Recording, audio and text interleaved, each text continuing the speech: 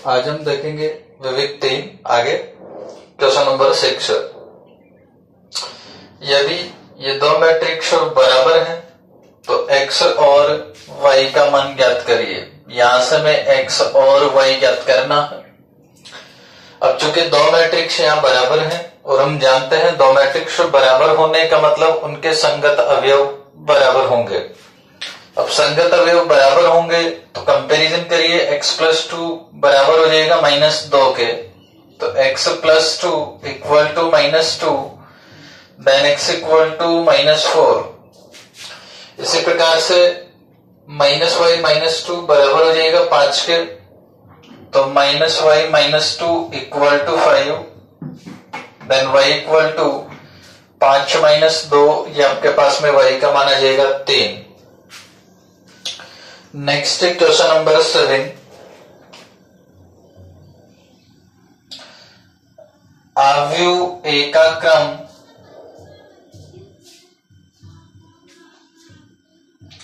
आव्यूह ए का क्रम 3x4 है तथा b इस प्रकार का आव्यूह है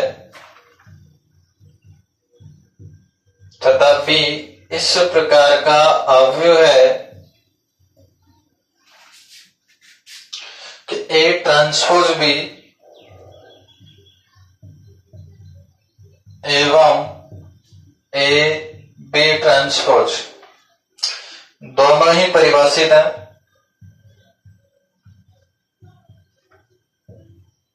दोनों ही परिभाषित हैं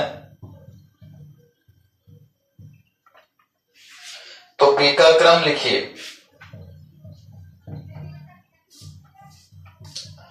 तो B का क्रम लिखिए। ठीक है, देखते हैं। देखो आपको दे दिया A का क्रम 3x4 है और 20 प्रकार का मैट्रिक्स है कि A ट्रांसपोज B और A B ट्रांसपोज दोनों परिभाषित है। हमें B का क्रम लिखना है। अब सबसे पहले देखिए A का क्रम आपको दे दिया गया। A का क्रम कितना है? अब 3x4, तो A ट्रांसपोज का क्रम हम जानते हैं क्या बन जाएगा, 4x3। अब B का क्रम हमें ज्ञात करना है।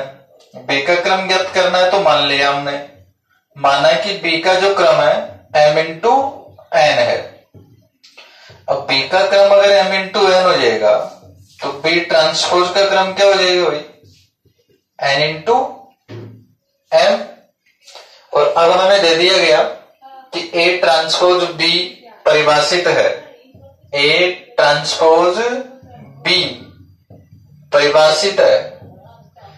अब A ट्रांसपोज B परिभाषित है तो क्रम देखिए आप पहले तो A ट्रांसपोज का।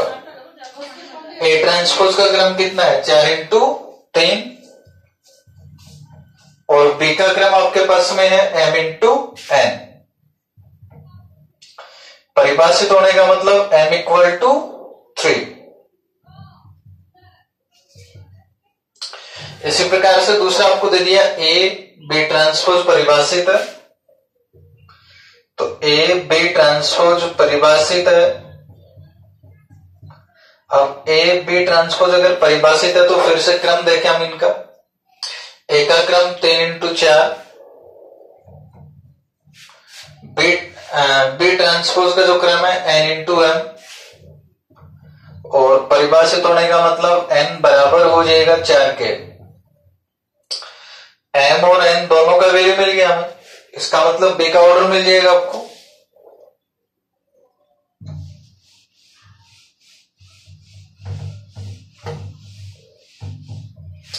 इसका मतलब B का ऑर्डर कितना हो जाएगा,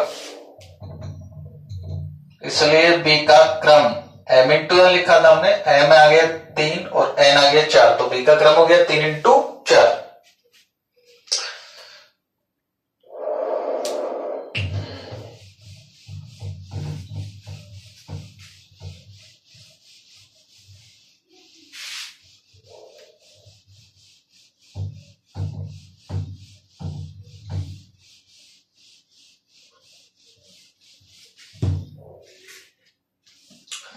नेक्स्ट क्वेश्चन नंबर 8।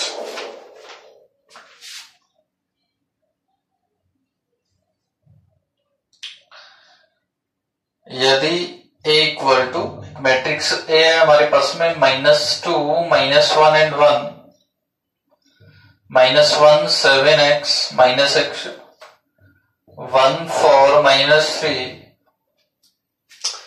अगर ये मैट्रिक्स ए एक सममित मैट्रिक्स है तो x का मान ज्ञात करिए।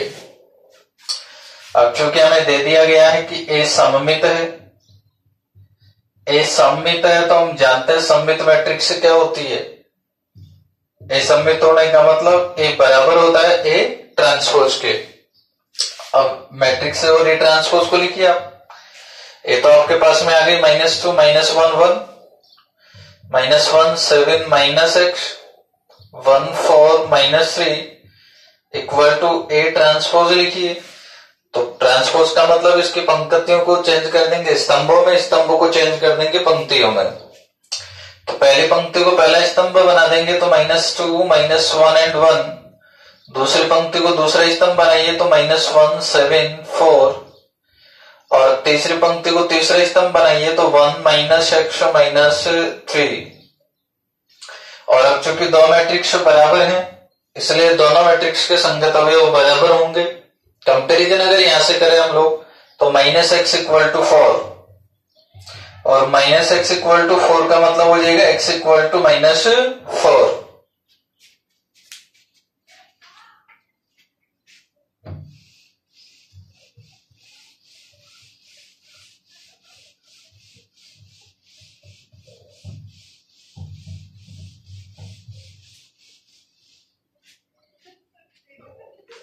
नेक्स्ट क्वेश्चन 9,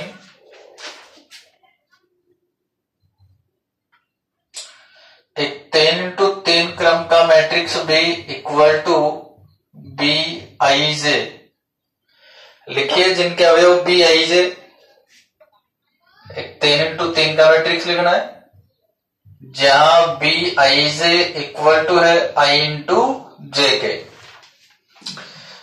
तो मैट्रिक्स B लिखने के लिए सबसे पहले तो B को अपन मानक रूप में लिख लेते हैं। 3 into 3 क्रम का मानक मैट्रिक्स लिख लेंगे, बड़ा स्टैंडर्ड फॉर्म में लिख लेंगे।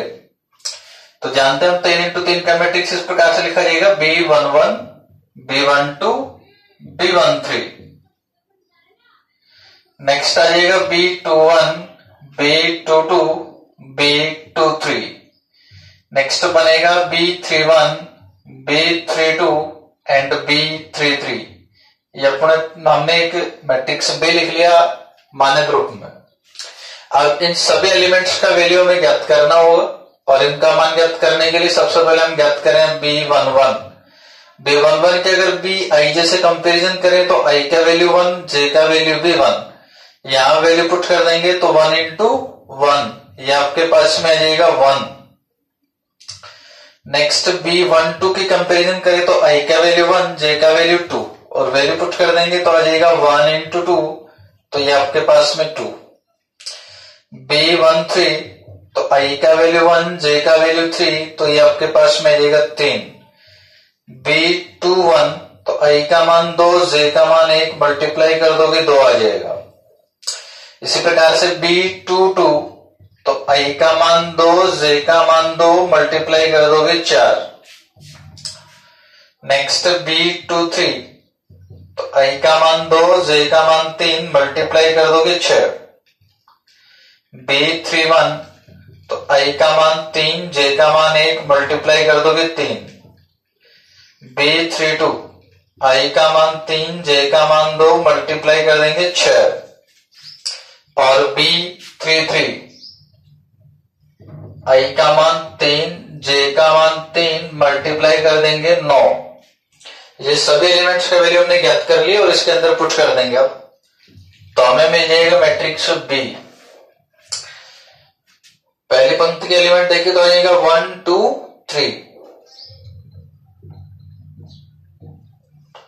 दूसरी पंक्ति के एलिमेंट देखेंगे तो आ जाएंगे 2 4 6 और फिर 3 6 9। ये हमें मैट्रिक्स B मिल गया।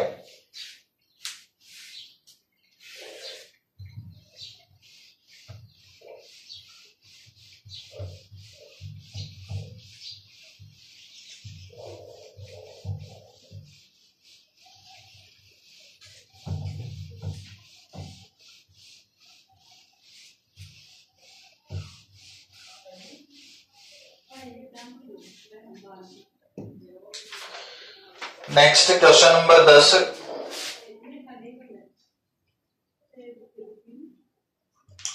यदि a इक्वल टू 2 - 1 3 2 -4 3 और दूसरा मैट्रिक्स b -1 3 5 2 4 -6,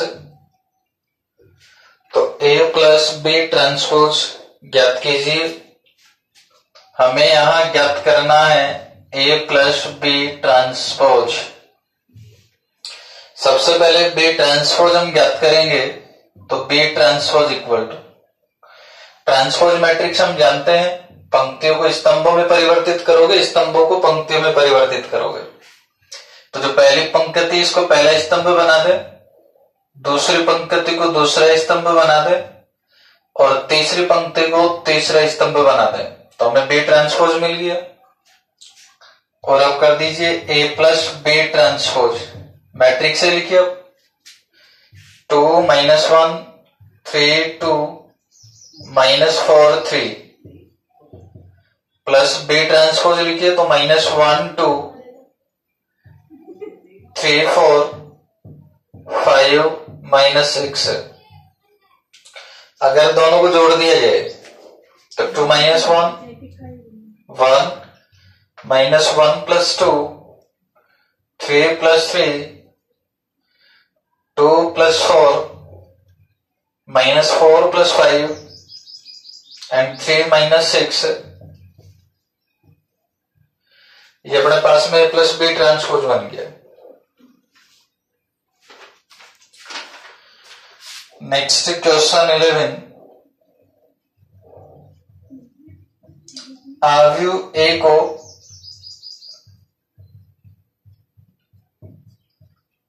सममित व विषम सममित, आव्यूह a को सममित व विषम सममित आव्यूह के योग के रूप में, आव्यूह के योग के रूप में व्यक्त कीजिए।